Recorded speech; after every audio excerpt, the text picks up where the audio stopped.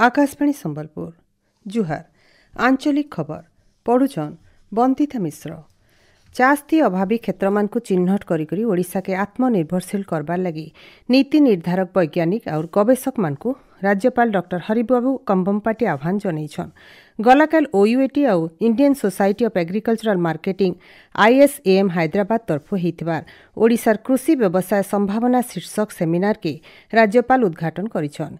ई अवसरे राज्यपाल कहिछन केंद्र सरकार और राज्य सरकार तरफु करा जाइथिबार भिन्न भिन्न योजना मानकु शैक्षिक पाठ्यक्रम थी सामिल करा जिबार आवश्यकता रहिछि। भुवनेश्वर ठाणे आयबा काल मुख्यमंत्री अभियोग शुणाणी बंद रहबा। आयबा अभियोग शुणाणी तारीख गणमाध्यम जरिए लोक जनै दियाजिबा बोली साधारण प्रशासन और साधारण अभियोग विभाग तरफु सूचना दिया जाइछे। जातीय शिक्षक पुरस्कार 2025 लगी प्रक्रिया मूल होइछे। देशर 25 जन उच्च शिक्षा अनुष्ठान अध्यापक और 10 जन पॉलिटेक्निक अध्यापकों को राष्ट्रपति आयबा सेप्टेम्बर 5 तारीख गुरु दिवस दिन पुरस्कार देबे।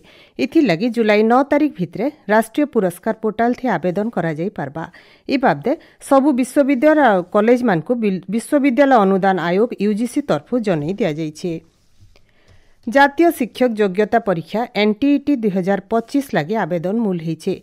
आयबा 24 तारीख तक ऑनलाइन जरिए आवेदन प्रक्रिया चलबा। जुलाई 17 तारीख दिन ई परीक्षा हेबा बोली जातीय परीक्षा एजेंसी NTA तरफु विज्ञप्ति बाहरीछे। ई बाबत सबु तथ्य NTA वेबसाइट थी मिली पारुछे।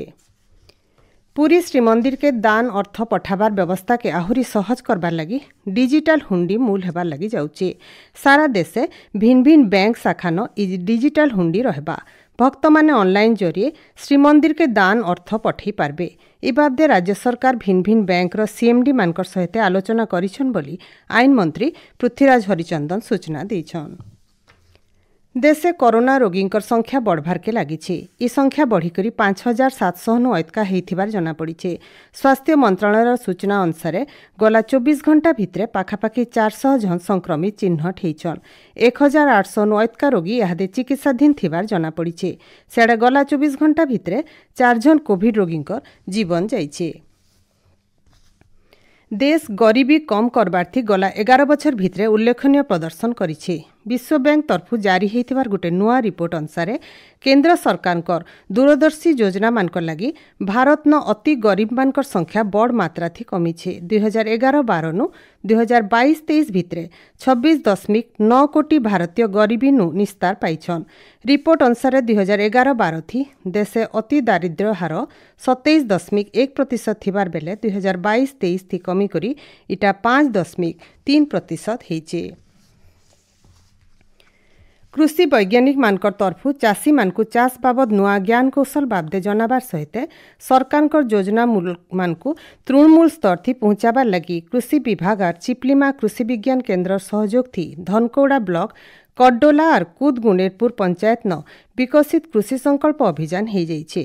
ई अवसरे भुवनेश्वर केंद्रीय मधुर सेच जल प्रकल्प निर्देशक डॉक्टर मोनालिसा प्रधानकर सहित अधिकारी और कर्मचारी माने जोग देइथिले। बौद्ध जिलापाल कार्यालय न जिला राजस्व अधिकारी और कर्मचारी मानकर उत्तम सेवा लगी गोटे संबर्धना पर्व हो जाइछे।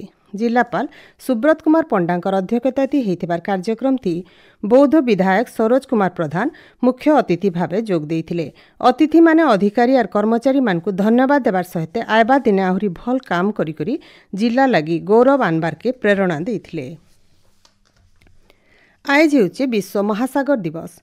पृथ्वीर 70% नु अतका इलाका थी महासागर अच्छे। महासागर आमर ग्रह लगी 50% अम्लजान तैयार करसी और महासागर जैव विविधतार भील चाबिस्थली आए। पृथ्वीर 100 कोटी नु अतका लोग प्रोटीन लगी महासागर उपरे निर्भर करसन। महासागर हेउची आमर अर्थनीतिर कुंजीकाठी हेले भिन्न भिन्न कारण नु महासागर मानकर नुकसान हेउची। सेथि लगी महासागर मानकर संगे मनुष्य मानकर संतुलन बनाबार के विश्व महासागर दिवस पालन करा जाउछे।